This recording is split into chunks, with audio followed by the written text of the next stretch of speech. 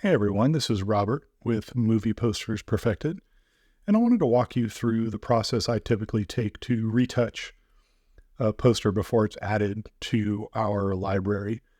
So, broadly speaking, there are kind of two eras of movie posters. There are, of course, modern posters made for today's blockbusters that are all designed digitally on a computer in high resolution, and of course, don't really require any kind of retouching.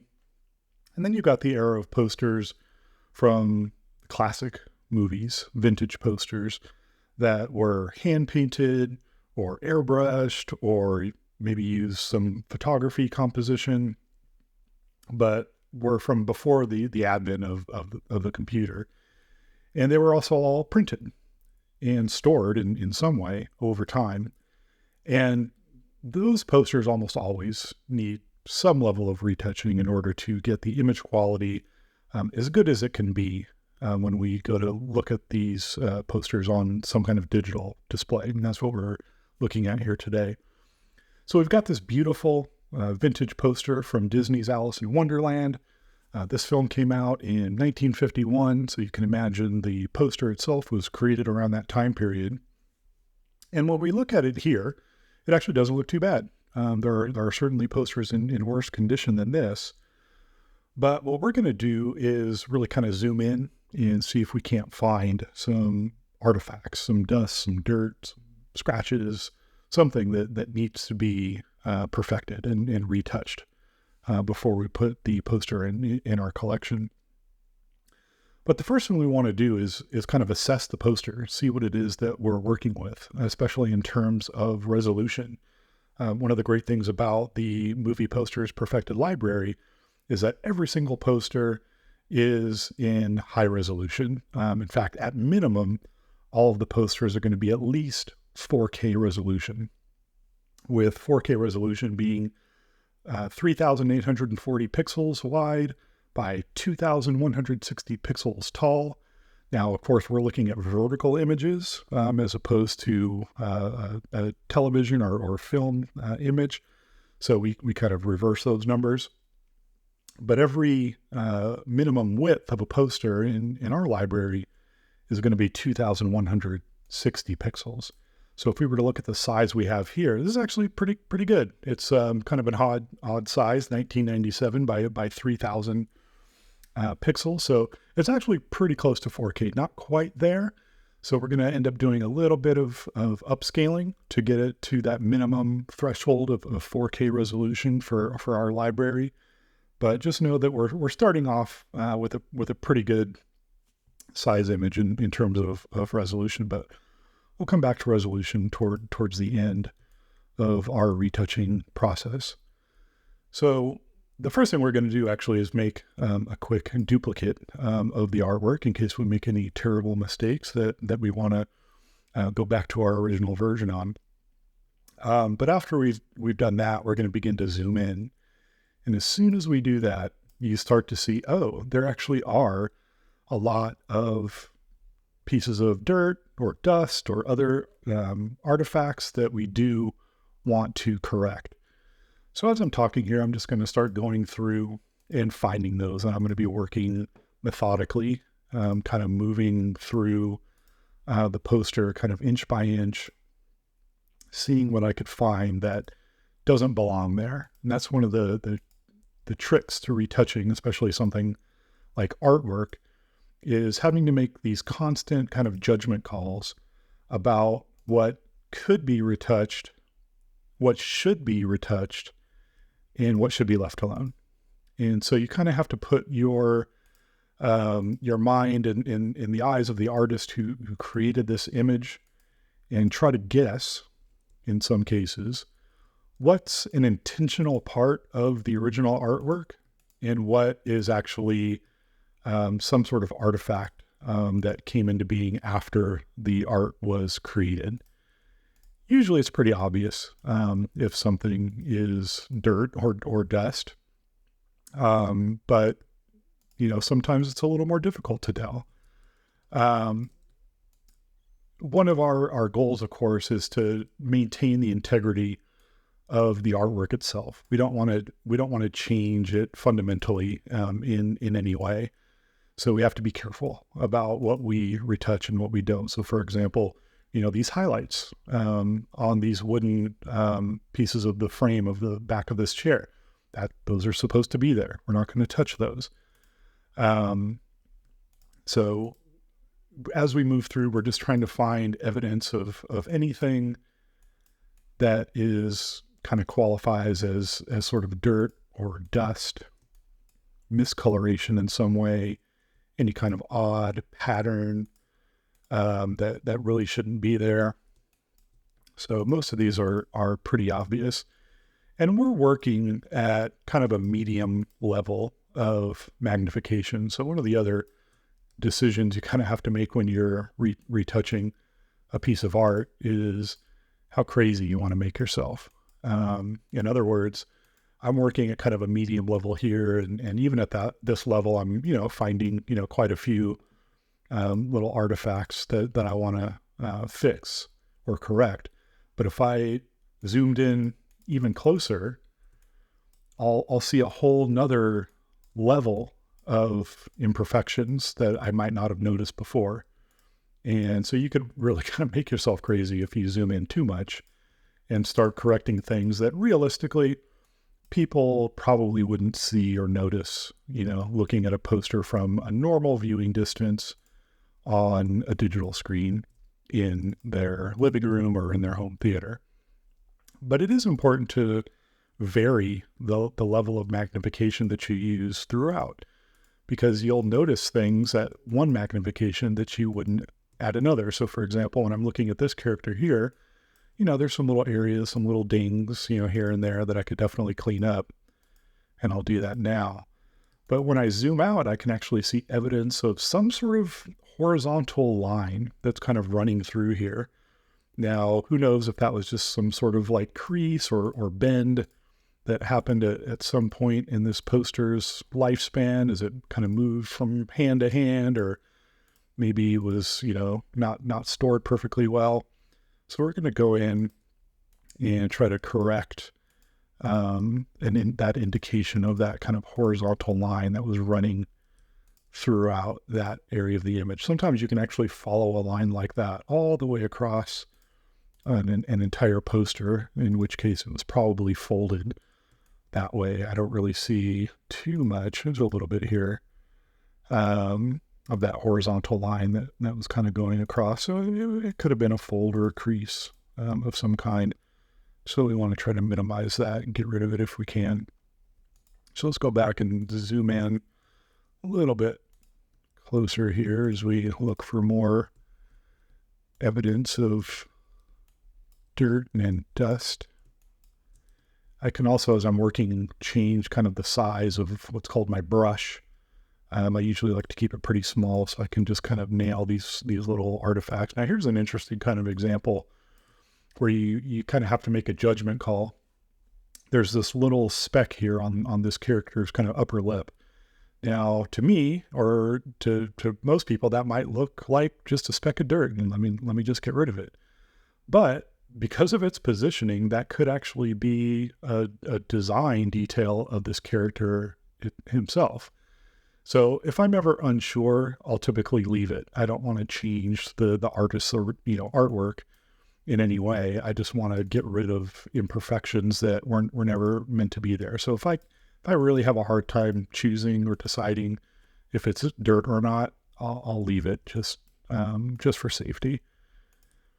And as we move in to kind of the lower half of the poster here, we're in the area where all the beautiful kind of hand rendered typography lives.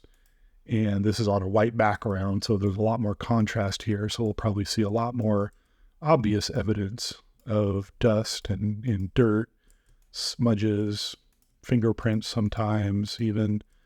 But the contrast is a lot more distinct here. So we'll see a lot more little dots and things poking out. So we're just going to, again, methodically kind of go through.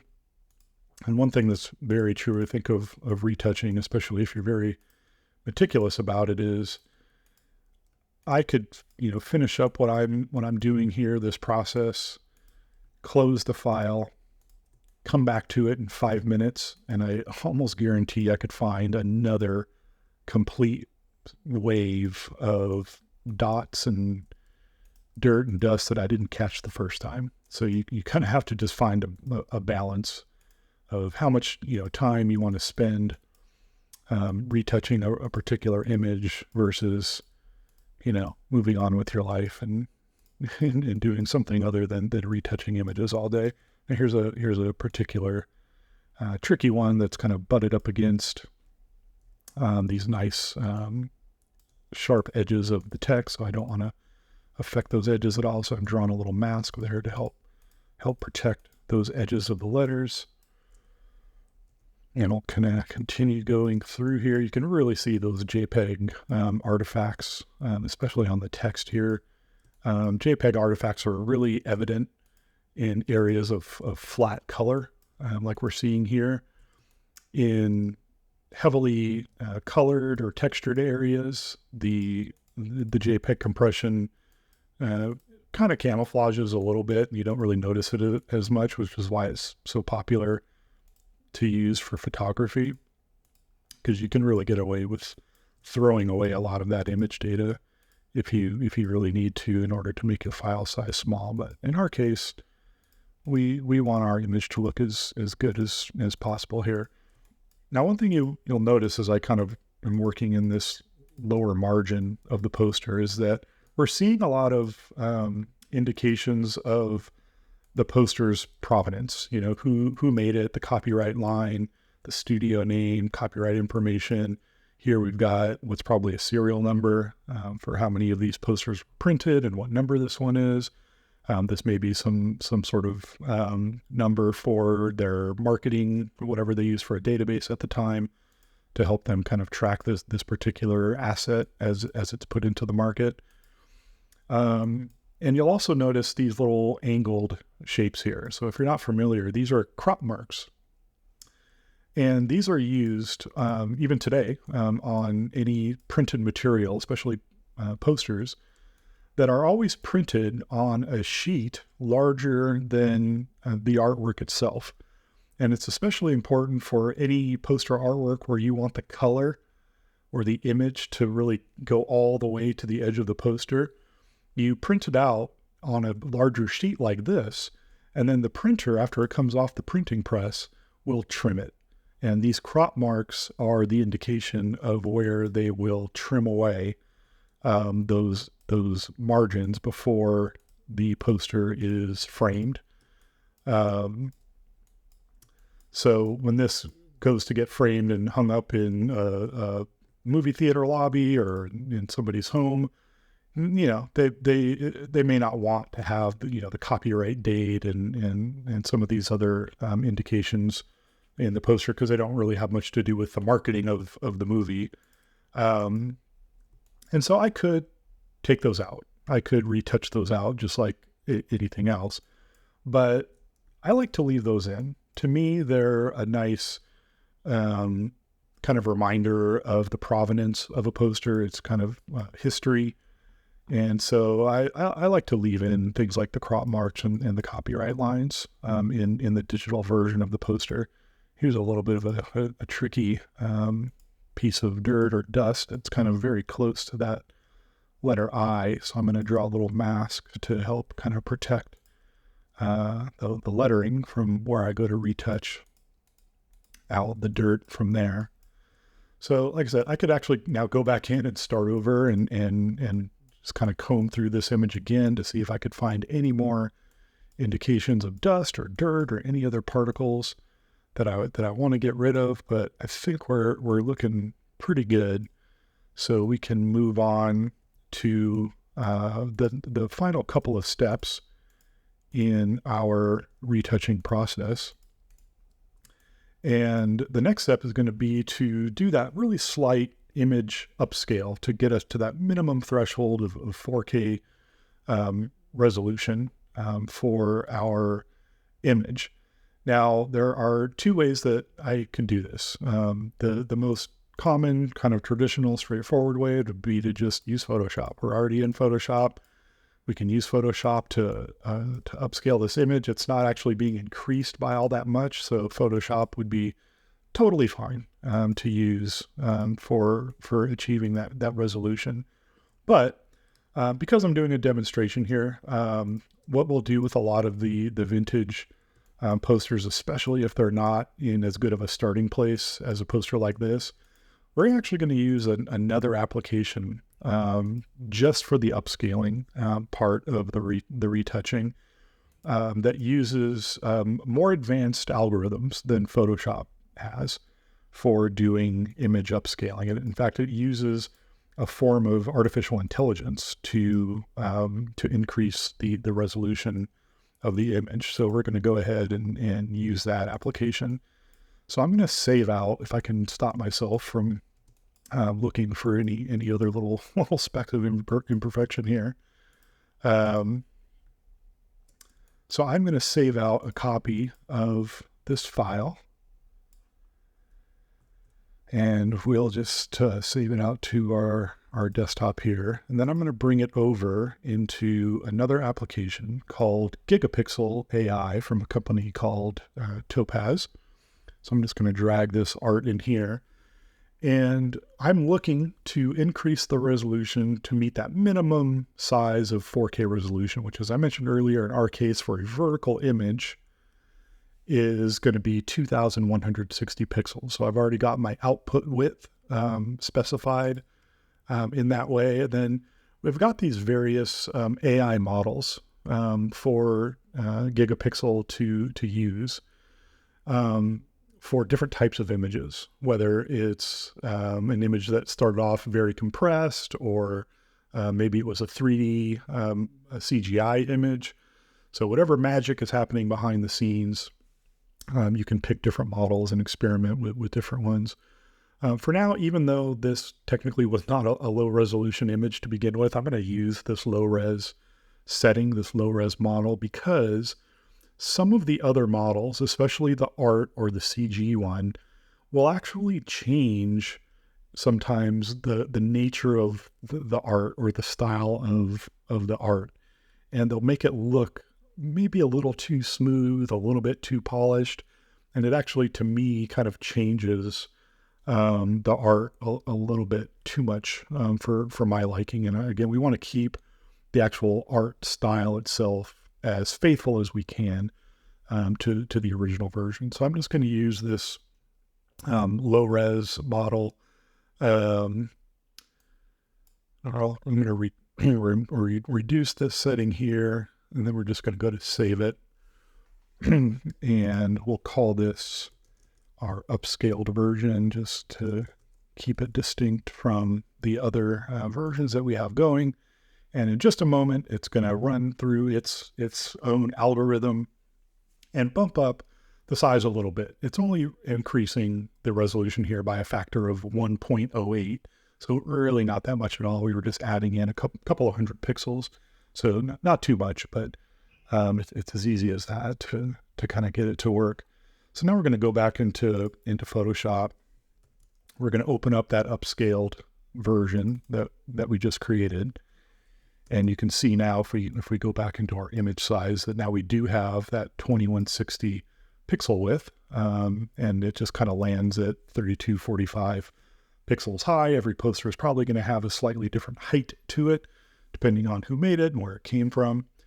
And one of the things that the AI upscaling does is it actually does a pretty decent job, actually, of removing some of those JPEG compression artifacts. So you remember, if we were to look back at our original version and zoom in, there were all these kind of blocky mess of compression artifacts. And when we go back to the AI upscaled version, it's actually done a pretty nice job of smoothing some of those artifacts out. And we could just leave it here, leave it at that. But we're going to do one more step that I like to do to really clean up this image and make it feel as kind of high definition as possible. And I'm actually going to add a very slight layer of digital grain or noise to the image to just really make sure that the image doesn't turn out to be, too smooth. Just like when we're watching a movie, we want to kind of turn off most of the TV's artificial smoothing effects, just so the image doesn't look too soft. So I'm going to add a little bit of grain to this image. So I'm going to create a new layer. I'm going to fill that layer with 50% gray, and then I'm going to add what Photoshop calls noise to the image. You can play around with these settings here. It doesn't matter too much because we're going to change it later. And then I'm going to change my layer blending mode to soft light. And if I zoom back in again, closer than what anybody else would ever see this image, you can see this almost kind of film-like grain that's added to the image. Now that might be a little bit too much, so I can reduce the opacity and you can just get this nice texture to the image that I think gives it just more of that natural feel. And when you look at the image, zoomed out, you can't really tell that it's there. In fact, I'll turn that layer off and on. You really can't tell too much that it's there, but I think it helps give it that nice kind of handmade texture and quality to it that wasn't there before. So there's one more step that we're going to take, and that is to do a little bit of color correction and contrast adjustment. One of the, I think the nicest benefits, and as I'm talking, of course, I see some other areas that I want to kind of fix up, another kind of horizontal line that I didn't notice before. The promise of posters in the Movie Posters Perfected catalog is that the black levels will be adjusted so that they will appear as perfect black on OLED displays, which we know are capable of showing perfect black levels. So we're going to adjust the black level a little bit, and this poster doesn't have too much black in it, but we can improve a little bit what's there. And then since we're going in and adjusting the contrast, we're also going to do the same thing to improve the white balance or the white level of the poster. Now, if you look at the kind of the main image area here, you're saying, hey, it's already white. What are you doing? Well, it's actually not white. I'm going to turn off that green layer for a second, but it's actually kind of yellowish. And again, this is just a natural effect from the fact that this poster was printed. It was either scanned or photographed. It was probably sitting in storage, and over time, any paper stock is kind of yellow a little bit. But it is hard to tell because we're not really comparing it against anything right now. But you'll see the difference when we're done. So I'm going to go in and I'm going to use levels here to adjust the black level and the white level of this poster. And that those values are represented here in this histogram, the left side being kind of the shadow, the darker areas, the black areas of our image, and the right side being the highlights or the brightest areas of our image. And in the middle, we've got all of our midtones where all the color is. So I'm just going to kind of slide and watching kind of the black areas here on her costume and then the lettering down here. I'm going to slide that arrow to the left and see. Now I can do this by hand and kind of guess if I've gotten an actual pure black color, or I can actually use an eyedropper tool to kind of force Photoshop to recalibrate the black level to whatever I want it to be. Now here again, you kind of have to make another judgment call looking at the artwork itself. What did the artist, mean to be actual black versus really dark gray? Is this part of her costume supposed to be kind of jet black, or is it supposed to be just very dark gray? You could probably guess, with some confidence that the pupils of their eyes are supposed to be black. And certainly the text down here is supposed to be black. So we're going to use that as kind of our control point here. And we're going to set the color of this text to be full on black. And when I do that, you'll notice that it also shifted the brightness of kind of the midtones, which is what we don't want. Remember, we don't want to change, kind of the overall value of the artwork different than what the original designer created. So we're gonna compensate for that by brightening back up those midtones there, just so the overall poster hasn't become too dark. But now we've got these nice dark blacks. We do want to go in most posters and double check that we haven't created any crushed blacks, which is a term you would probably think of in terms of movie watching.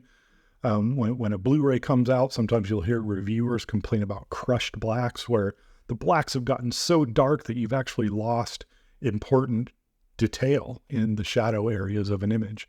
So we never want to make the blacks so dark that they just lose the detail. So I don't recall that this image had a whole lot of detail in these areas, so I'm not too worried about the blacks being crushed here. I can always go back and double check that.